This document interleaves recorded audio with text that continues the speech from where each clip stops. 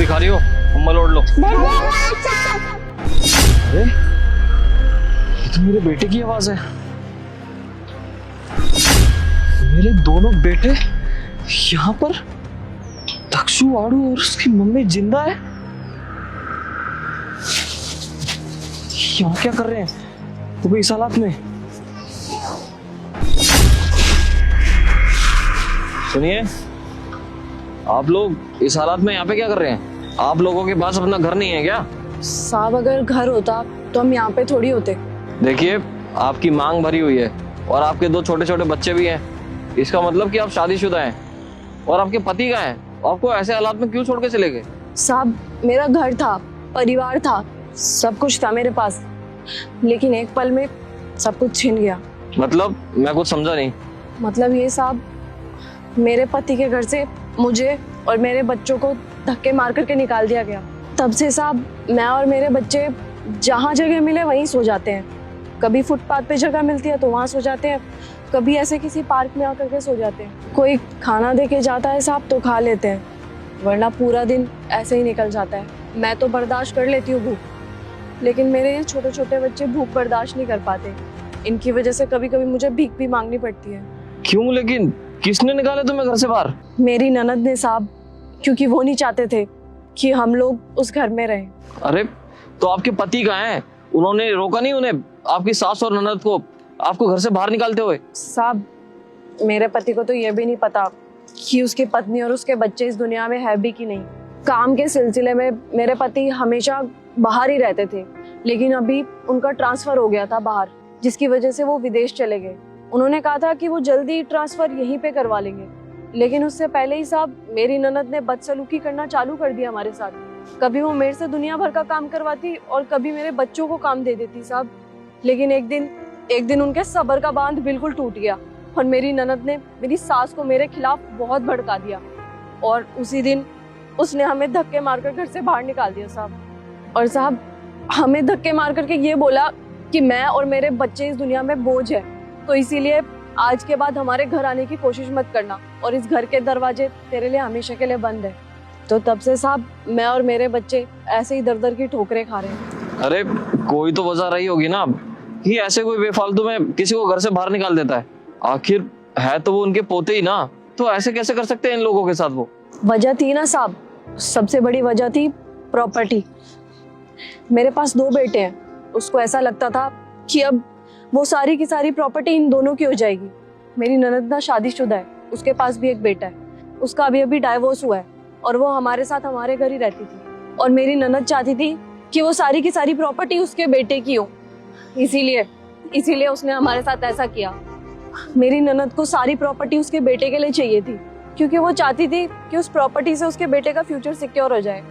लेकिन अगर साहब वो मेरे को ये सारी बातें बताती बैठ करके, तो मुझे प्रॉपर्टी का कोई लालच नहीं था। मैं हंसते खेलते सारी प्रॉपर्टी उसके नाम करवा देती, लेकिन शायद वो सोचती थी कि इन बच्चों के रहते वो प्रॉपर्टी उसके बेटे की कभी नहीं हो सकती, इसीलिए उसने हमारे साथ ये किया साहब। अरे जब आपके साथ इतना सब कुछ हो गया, कम से कम ये सब बातें आपको अपने पति को तो बतानी चाहिए थी ना। पति है वो आपके, आपकी बातों पे तो भरोसा करते ही ना। वो बताया क्यों नहीं आपने उन्हें? नहीं साहब, मैं ये नहीं कर सकती थी, क्योंकि अगर मैं उनको ये सब बता देती तो शायद उनके परिवार के टूटने का कारण मैं बनती।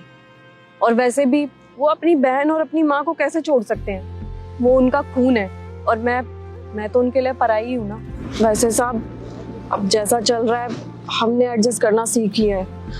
अब मैं ये सब बता करके अपने पति का घर नहीं तोड़ना चाहती, जैसा है ठीक है।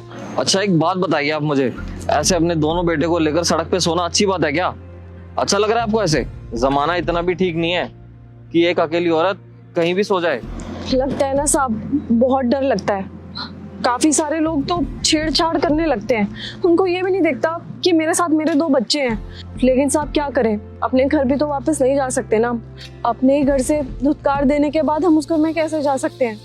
तो इसीलिए जैसे तैसे करके कहीं सर छुपा लेते हैं। साहब मेरी ननद और सास तो खुद एक औरत है, दोनों माँ भी हैं, फिर वो मेरे बच्चों के साथ ऐसा कैसे कर सकती हैं?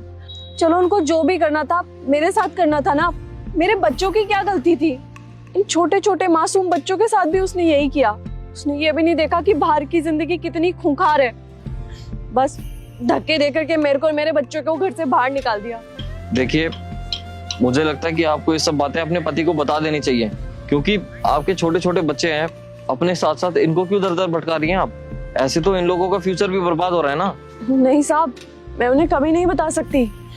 आप खुद सोचिए ना, है तो वो एक खून, अंत में जाकर के वो अपनी बहन की बात ही मान जाएंगे और मैं फिर से कहीं गलत ना हो जाऊं। और वैसे भी मैं उनका घर नहीं तोड़वाना चाहती, मैं उनको कुछ नहीं बता सकती। हम जैसे हैं ठीक है। देखो, अगर मेरी माँ और बहन गलत है ना, तो उनको सजा जरूर मिलेगी। मेरे बच्चे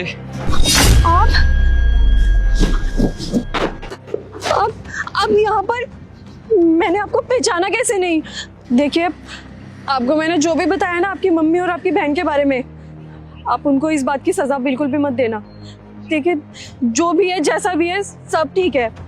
आप हमारे पास आ गए, हमें मिल गए, इससे बड़ी खुशी की बात और क्या हो सकती है?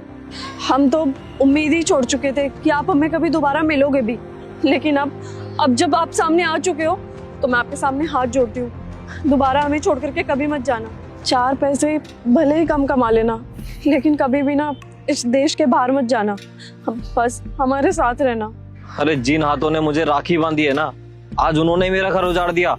अरे मेरा हंसता खेलता परिवार उजाड़ दिया उसने।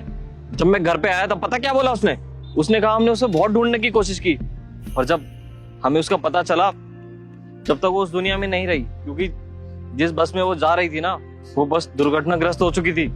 मेरी बहन ने तो तुम्हारे जीते जी मेरे बीवी बच्चों को ही जान से मार दिया, और तुम कह रही हो कि मैं उसे छोड़ दूं?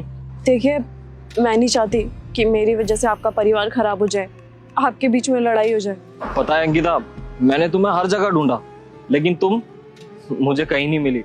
और तो और तुम्हारा फोन भी स्विच ऑफ आ रहा था, बाद में देखा तो घर पे ही रखा हुआ था वो फोन भी। और आज जब तुम मिली हो ना, देखो किस हालत में मिली हो। मेरे बच्चों की क्या हालत कर दी उसने। अरे इसमें इन मासूमों का क्या दोष था? मैं उसे छोड़ूंगा नहीं। तुम चलो अभी के अभी मेरे साथ, चलो। पर राहुल, परवर कुछ नहीं अंकिता, चलो मेरे साथ, चलो।